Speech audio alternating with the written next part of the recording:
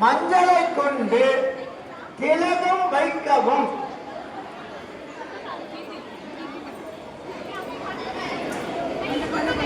திலகம் வைக்கவும். மஞ்சளால் திலகம் வைக்கவும். திலகம் வைத்த பிறகு மஞ்சளால் திலகம் வைக்கவும்.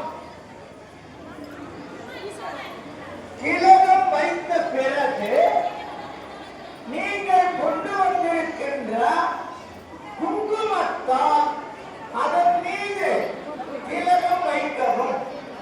அந்த மஞ்சளின் மீது, மஞ்சள் ஒரு கிருமிநாசினி மட்டுமல்ல, மஞ்சள் ஒரு புனித பொருளும் கூட. திலகம் வைக்கவும். அடுத்த